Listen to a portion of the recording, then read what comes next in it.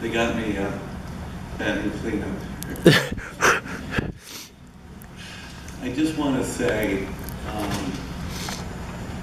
thank you to a couple, 3 people who are not on this program, who've done a lot these last couple days.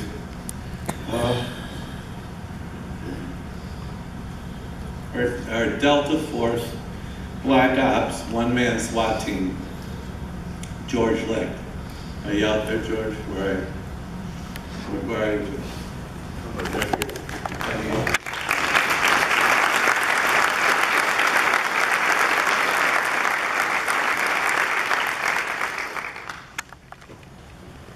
George came in, softened up the beaches, came in early, came in often.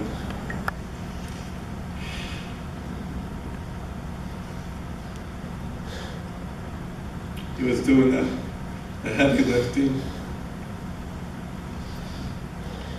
Any normal family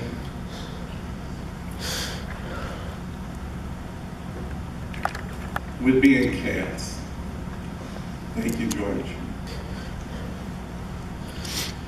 We tried to figure out together on where we would hold this thing, and George kept telling me, oh, there's going to be 200-300 people at the visitation today, and I was like, okay, whatever. And he was right. And I just want to say thank you to Bill Scatcher, our current DS Boosters president, for securing this place and negotiating with an administration who didn't know Frank as well as past administration. So tonight at the reception, Bill, you can tell me what you said to convince them to give us this great venue.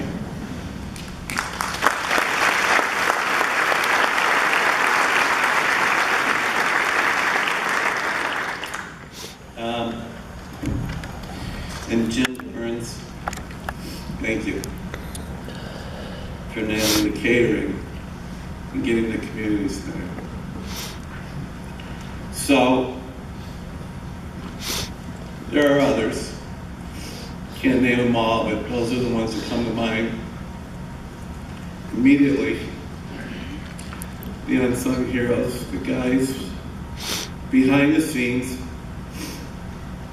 Liz asked me if I would speak today. And I can say, with all sincerity, I'm truly honored.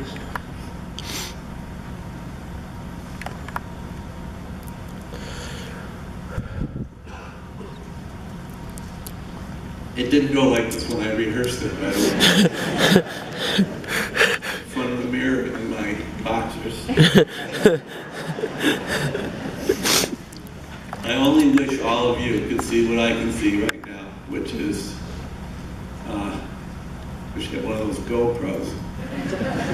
It's amazing, standing here at the podium and seeing all of you, it's incredible.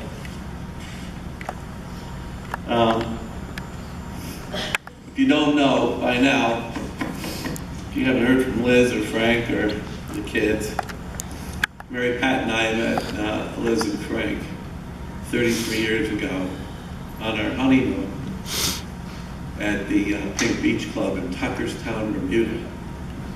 And the hotel there would throw these socials at night called Swizzles. And we were at a swizzle, and Liz introduced herself to us, and then introduced ourselves to Frank. I could care less about Frank, I was looking at Liz.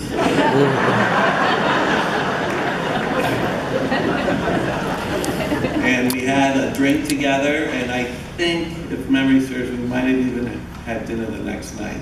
And you know how you tell people politely, you know, they were going back to Wisconsin, and we were going back to Boston proper, and you say politely to people, you know, hey, you know, if you're ever in Boston, you know, give us a call.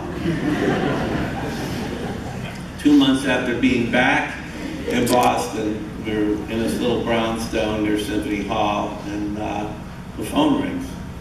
I answered the phone. Hi, this is Liz Perlmutter. I'm here. I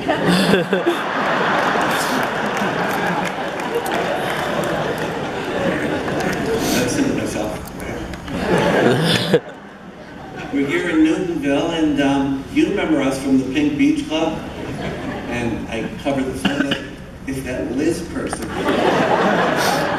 on the phone. Would you like to come over for a drink? And anyways, we did get together, and boy, did we ever. The Perlmutters were in Newton, and we moved to Newton, and the Perlmutters moved to South Natick, and I think there was a conspiracy between Mary Pat and Liz, because we ended up moving to South Natick. I had an outfit. I'm trying to remember, you would know, Michael, the Mormon pitcher for the Red Sox. He gets traded. I'm betting against the Boston Red Sox for this house because my wife wants to be 5 houses down from Liz. The guy gets traded in the middle of our negotiation. Thank God I got the house. Anyways, the wives, Mary Pat and Liz, became fast friends and confidants. And my relationship with Frank, was typical.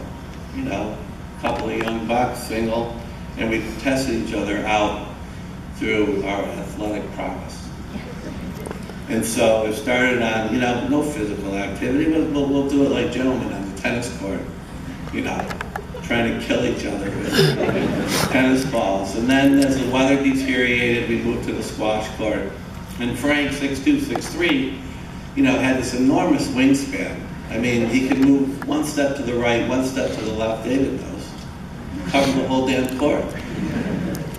We had some real death matches, and I often wondered sometimes if Frank respected my athletic prowess, or if he liked me just because I knew Yiddish and he didn't. Our firstborn were sons. Michael Perlmutter and Alex Doria were literally days apart, which means the girls were walking around pregnant at the same time. And then Andrew and DJ were just a couple of months apart, which is further evidence of my symbiotic relationship with Frank, that we were doing the same thing.